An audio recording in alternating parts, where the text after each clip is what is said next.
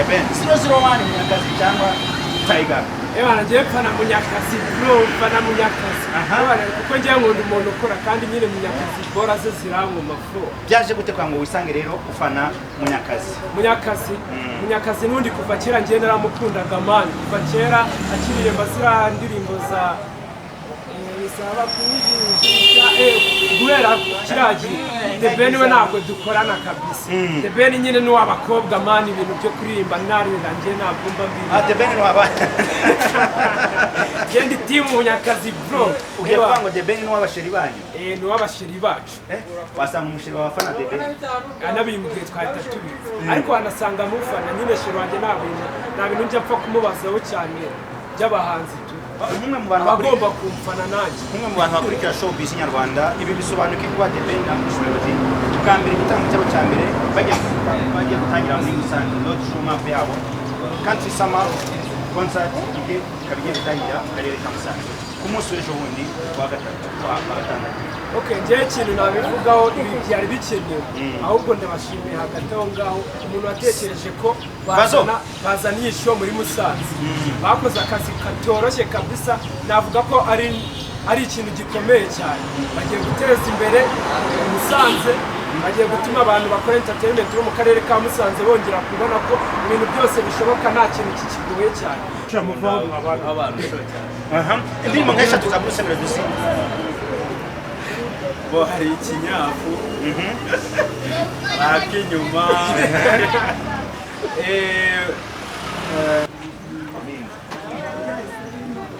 y'abahanzi babiruzi akaririmbo ke kamwe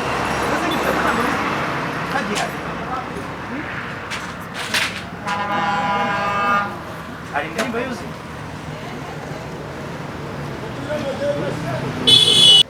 urishura batangiye kwishyura n'ukanda akanyenyeri nimero zirahari indirimbo ya Bruce Melody uko kuva ni iyihe izuheruka ni izihe indirimbo ze ebyiri gusa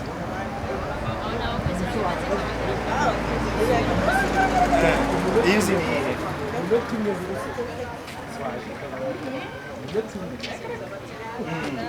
uhuye na Bruce Melody ko nasha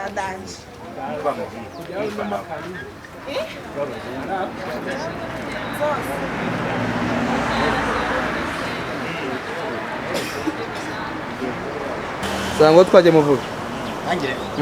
baitereka amasuje kandi bifuza nkuru y'Imana isa n'ihirwe mu buzima bijyanye no mu gihugu cy'u Rwanda no mu gihugu cy'Amajyaruguru yazuba by'umwihariko mu gihugu hagati wa Kigali tariki 11 ni kuwa kane hari kubura iminsi 2 gusa cyangwa se amasaha yatangiye kubarwa mu ntoki mu karere ka Musanze hakaba icyo bintu bita bomba star bimeze yogo bimeze bite man ibintu biracamo muramahoro hagiye gushya koko Musanze mwiteguye iki kuri uyu wa 13 Musanze ikintu twiteguye ikintu navuga cyo hagiye gushya koko abantu bari imihanda hirya no hino abakunzi ba Deben abakunzi ba Munyakazi bigiye kubera Musanze murabizi ko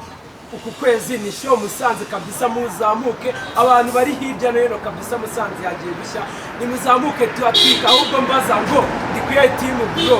ndaje tutaragira aho ngaho manze mbwira abantu ko mbere yuko Deben na Bruce Melody batana muri Musanze umunsi w'ejo kwa gatanu Riderman azaba ari imbere ya Goiko mu gitaramo kizahabera kuva saa 7 kugeza nimugoroba saa 11 kandi rero abakunzi ba Iris Rwanda abakunzi ba Iris TV mumeze gutereka nizere ko mumeze fresh as you know me no mungu bagura mwawugiranye nyita Krista ni mwakristo the most wanted voice in town yo boy yo host nyita Krista cyangwa nyitekora kuko akoze nigeze yikorera amaboko ndi kumwe na Iris kabisa akaba yatsuye nibereye mu kazi nubwo nunguye kabisa ariko ni ibintu ni cool right murabyumva rero Krista uti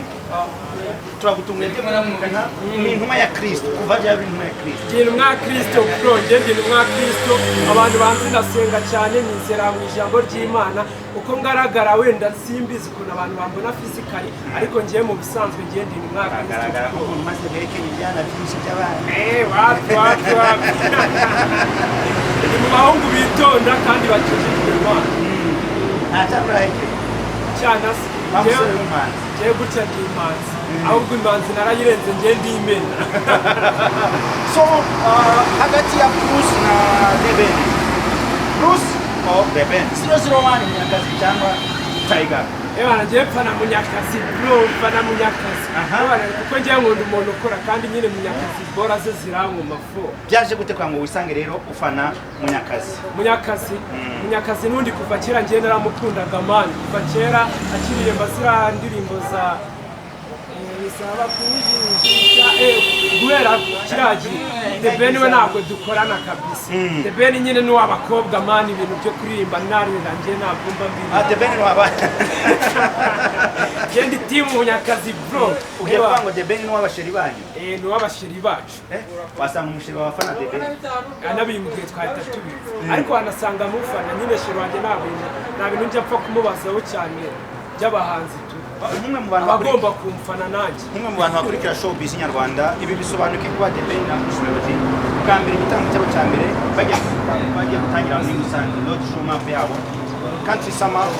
concert igiye kabiye gutangira mu karere ka Musanze ku munsi w'ejo wundi wa gatandatu. Okay, ngiye ikintu nabivugaho ibi byari bikenewe ahubwo ndabashimiye hagati aho ngaho umuntu watekereje ko bazaniye show muri Musanze bakoze akazi katoroshye kabisa. Navuga ko ari ikintu gikomeye cyane. Bagiye guteza imbere Musanze, bagiye gutuma abantu bakora entertainment bo mu karere ka Musanze bongera kubona ko ibintu byose bishoboka nta kintu kikigoye cyane. Biri bitaramo byarazaga bikaguma muri Kigali, ariko ubu ngubu navuga ko kuba baratekereje kuzana Musanze ahubwo nibagerageze bagere na za Kibe, bagere na za Rusizi, ewana bagerageze no kubonana n'abakunzi babo. Hari igihe umuntu abakunda Bruce Melody ariko atasigaye bajye kumureba Kigali akabona ni farawe, akabona umugero byabo. Kuba batekereje kubizana no mu ntara ni ikintu gihambaye bakoze cyane, ahubwo bakomeze bagere no mu tundi turere. Stade yatangiye kubakwa bigaragara ko ni stage izabe hagati ya metero 30 na metero 50. Niyo stage ya mbere undi nayo nari kubibona mu muhango wo kwita izindi ngagi. Izi mbaraga zikuzigoye stade izakubita nubwo bashyizeho make si ibihumbi 2 kwinjira. Nubwo bashyizeho amafaranga 2,000 ndatekereza ko umuntu ukunda Bruce Melody cyangwa ukunda The Ben ntabwo ari amafaranga menshi nubwo ubukene bwateye, ariko enjoyment nayo ibikenewe. Ibyo wakora byose mu buzima enjoyment ibikenewe uko byagenda kose ari amato utazagenda ukazaba yasigaye. Twitegeye yuko tugiye kubona za Kinigi zamanutse, za Byangabo zamanutse, ahubwo n'ingagi zari kuzamanuka nuko nabwigeze. Ingagi zifite ubwenge. Nuko ngo utubure ngo n'ingagi zizamanuka mu birunga. Byanyabyo nyine hari ahantu hagiye gushya, ahubwo umuntu utaragura tike ebana nanjye tike ndazifite, abantu bashaka n'amatike bangeraho kabisa kugira ngo tubatemo. Hazaba hahiye, tuzateramana na Iris, nawe ndatekereza kuzamuhari. Yewe n'undi mu kazi, wowe n'uri mu kazi wanaraye n'ibyana by'inzobe. Abanyamakuru ndabazi. Bruce ni umwe mu bantu bafite izina rikomeye kuva 2013. The Ben ni umwe mu bantu bafite izina rikomeye kuva muri 2000. Dore ko bose bagiye bayikukana ibihembo bigiye bitandukanye. Ibihembo bya Salax Award The Ben arabifite. Bruce Melody afite ibihembo bya Primus Guma Guma, igihembo cya Jazz Africa. Ibi ngibi bishatse kuvuga iki kuba aba bahanzi noneho mu ntara ariko bwa mbere cyane ko The Ben ntabwo tumuzi mu mashow yo mu ntara akomeye. Ibi ngibi hagati ya Bruce Melody na The Ben, urabona Bruce Melody atagiye ko nyakubita The Ben akanyafunda. Evazo nta kintu cyanungura cyane ko The Ben nyine stage Bruce Melody man stage arimenyereye cyane, ariko ntabwo arihanganisha. Bose bakora umuziki mwiza, udakunda Bruce Melody akunda The Ben cyangwa agakunda undi muhanzi. Icyo twareba ntabwo arihanganisha, ariko nyine byanyabyo ngiye nkurikije umuntu nkomfirima ku giti cyanjye muza Bruce Melody aramufirima cyane kubera indirimbo akora indirimbo abakecuru bisangamo, agakora indirimbo abasaza bisangamo, urubyiruko buri muntu wese yisangamo. Ariko nyine Tiger B usanga indirimbo ze neza, abantu bababajwe n'inkundo, ntabwo murana n'ikintu kimwe cya depression cyane nyine. That's why nyine nifanira Bruce Melody ashobora kumukubita akanyafu kunda nk'uko ajya bivuga, cyangwa akongera akamwambika cya kinyusi yamwambitse ejo bundi nyine muri sante. N'ubundi basanzwe bahora bahanganye, nibo bahanzi mu Rwanda twavuga bari on top, ariko ugiye kureba performance zabo The Ben ni wa muntu wamenye gutaramira abanyakigali za Kampala mu bitaramo bikaza ariko by'abasirimu. The Ben imbere y'abaturage baturutse mu Kinigi, The Ben imbere y'ingagi, The Ben ahantu azasyaho hari umunyakazi bazamukubitaga kubikunda n'ibisanzwe hari nta kidasanzwe rwose abantu bakunda nyine munyakazi abantu benshi baba bazi n'indirimbo ze usanga Taiga indirimbo ze zizwi cyane mu bantu b'abasirimu nk'uko uri kubivuga cyane ariko nyine Bruce Melody kubera mu cyaro ntabwo ngiye indirimbo ze baba bazizi niyo mpamvu uvuga ngo Bruce Melody ari ahantu azacana umuco kubesha DJ. Imihanda ya Musanze rero iri guhumura gute mu tubari mu mahoteli mu muhanda abantu gutambuka nibwo kumva igitaramo cya Bruce Melody na The Ben hari amakuru bagifiteho abantu ntibarabimenya cyane ariko ndatekereza ko namusanze radio Energy Radio yagerageje kuzenguruka mu makaritsiye agira atandukanye bari kwamenyesha igitaramo binjira uko bihagaze ndatekereza ko abantu benshi bamaze kubimenya n'ubundi hazatangira gushyuha neza ku munsi w'ejo ariko nyine ku wa gatandatu mu bishyaka bisaza bahaye byanyanje nowe musaruro abanyamusanze mwiteze cyamutegereje muri iki gitaramo cya Bruce Melody na The Ben. Umusaruro navuga uhari ndabanza ndebe ni ku mpande zombi turagendera ku ruhande rwo kumenyekanisha akarere mu bintu bya entertainment ubwo abahanzi cyangwa abantu bose bakora showbiz b'imusanze amahirwe arahari nka profita kiriya gitaramo ikintu twiteze nk'abanyamakuru bakora mu karere ka Musanze tuzafata inkuru hazaba hari enjoyment nyine idasanzwe noneho n'abantu bakora business abantu bakora business nabo ari amahirwe bagomba kuhafatira singiye kubigisha ukuntu bamamaza cyangwa ukuntu muzajoyininga kugira ngo mubashe gucuruza namwe murabizi kurusha ariko byanyabyo nyine navuga ko twese bizatugiraho ingaruka nziza kuba isho ya The Ben na munyakazi igiye kubera mu karere ka Musanze. Isi Rwanda TV sorry twatekereje gutembera mu makaritsiye kugira ngo tuze kuba tureba uko igitaramo cya The Ben na Bruce Melody ese abantu bakunda The Ben cyangwa kuna Bruce Melody hano hari abantu bari gusukana aho tugiye kuba tuganira nabo baze kutubwira umuntu bakunda umwanya muto yabaye bitegura ndaje mbaganirize Krista ugiye ukareba muri Musanze igitaramo byari bisanzwe bihabera uretse igitaramo cya Primus Guma na n'ibindi wacu na muzika hari ikindi gitaramo gikomeye cyane nk'iki giteye cyakabaye mu majyaruguru giteguwe n'umuhanzi umwe reka byagorana nacu mu bitaramo bihaba ni ibitaramo bisanzwe nta gitaramo kiri big show nyine cyari kigeruka kubera muri Musanze navuga ko ariyo mpamvu abantu benshi bashyushye bavuga ngo ahantu hagomba gushya iki gitaramo tugomba kukijeninga kabisa umuriro ukazaka ariko ndibuka umuntu witwa Choga Star Rafiki yigeze kuzuza stade hari kera nta nubwo nyine byarambiyanse cyane zigeranyije nk'ukuntu biteguye kino gitaramo ubu navuga ko iki gitaramo kizaba kireze noneho kigiye guhuramo Bruce Melody na Taiga ni ibintu bidasanzwe cyane ibintu bidasanzwe niyo mpamvu iki gitaramo kiri kuvugisha abantu benshi ku mbuga nkoranyambaga noneho kikaba kigiye no kubera mu ntara yari bimenyerewe i Kigali wenda umuhanzi hari igihe atambuka nirashe nko kuri botike agiye nko kugura akantu bakamubona ariko nyine mu ntara urabyumvaho hari n'abantu bazaba bababonye bwa mbere niyo mpamvu rero iyi show agomba kuba hari twitegeye ko stade none tugiye kubona ari mu fire yuzuye stade hazaba hakubise huzuye nanjye ndi ready kabisa ndi kuvuga ati njye gushaka Kenda muri Goyiko nta muntu wamamaza n'iki ngo yaduteyemo ngo tuvuge ngo niwe uzatwambika kuko byagenda kose tuzamanukana umucyo ikintu mushinje ni ukushakira umwana w'inzobe tuzamanukana asigaye muri gatambuka nasigaye nawe nkazamanuka mbese neza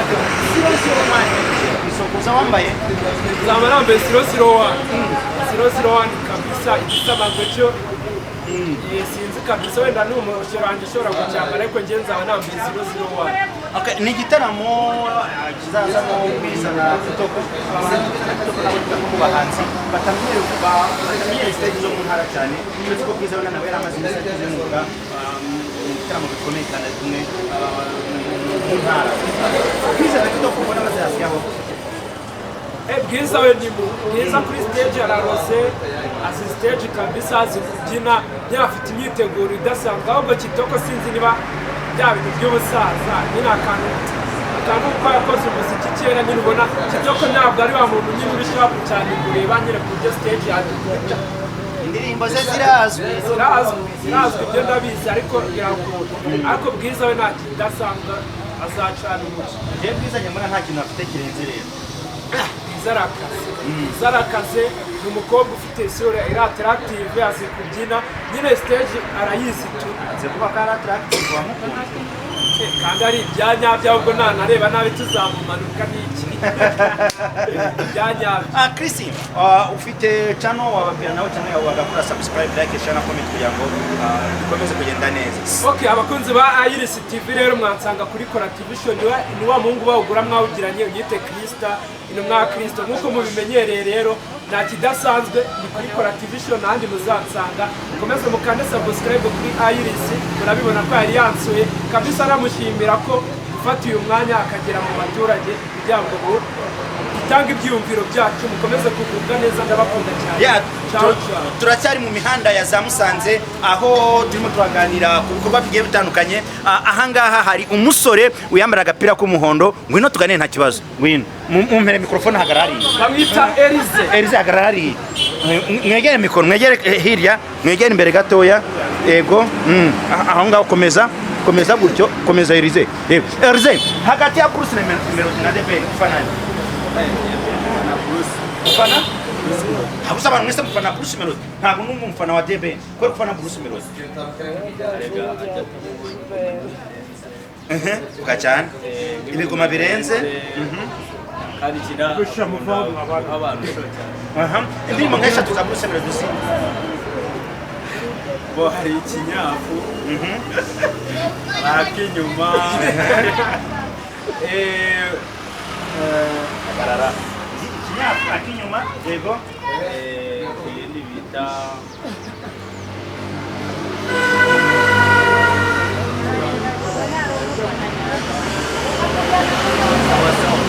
sawa watanye fara Bruce Melody byari rero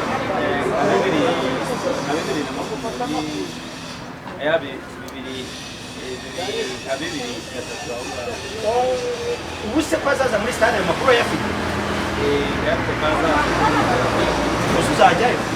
cyane nubwo nabura hari itike ya 2 ya 3 ya 5 y'ibihumbi 10,500 n'ibihumbi 100 uzishuri yangahe nzajya nka VIP kubera yuko ndamwe hano ari nubwo noneho umusanzu wa kipe mu Rwanda ni equipe Arsenal amakipe mu Rwanda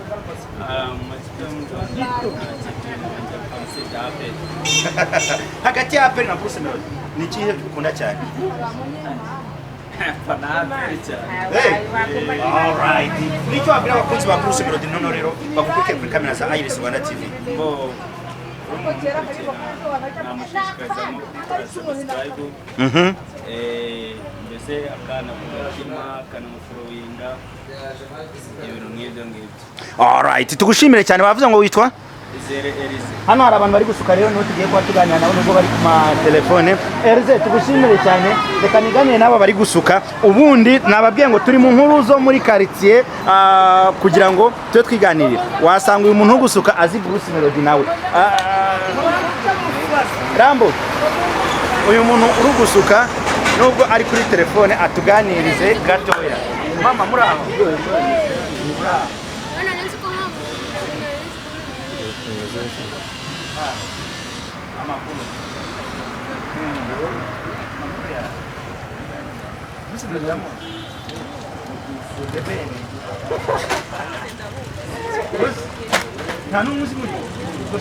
tuvuga Bruce Melody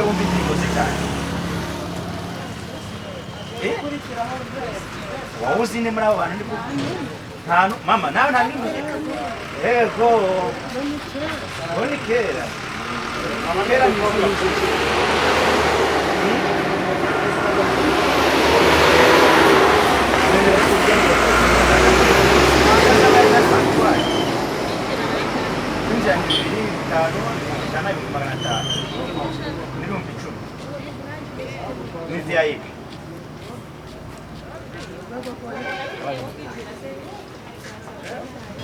urishura batangiye kwishyura n'ubukana kanyenyeri nimero zirahari ndimba ya Bruce Melody kwa mfani yihe zero kan mizengi ngani ndimba zetu ilikuzi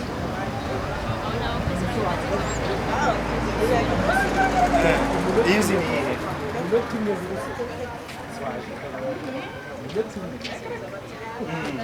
uhuye na Bruce Melody ko nazo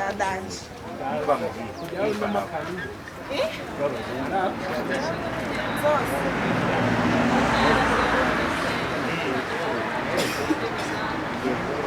bakajya no mu kiniki baririmbira abandi batabazi namwe mucuruzi ibirayi muramuzi Bruce Melody muramuzi bana ntawe bazi mama bose isakaranye agarana mbiri egera hino mbiri nta kibazo egera hino egera hino ebiri ngo egera hino ntabwo mukunda egera hino hano egera hino isakere isakaranye uzimara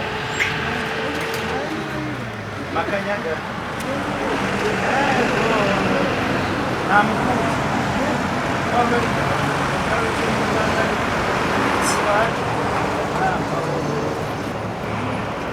mujya kuyumva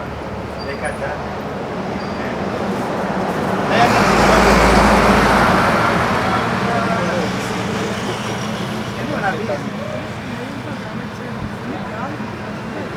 kirajyanye bati nagakoze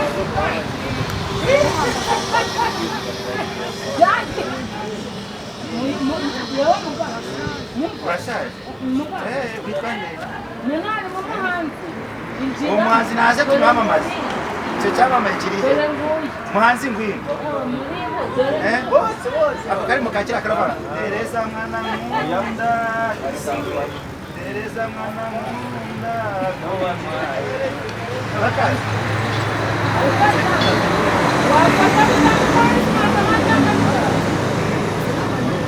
uwo kuzi muri ntabwo bagira niyo baguhamagara wajya kureba nde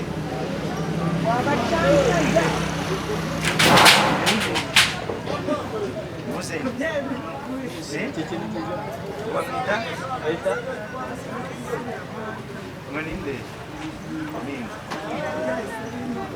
y'abahanzi babiruzi akaririmbo ke kamwe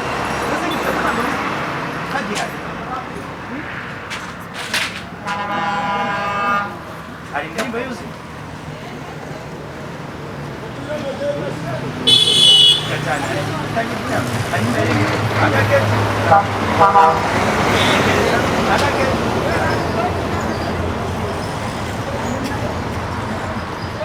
Okay,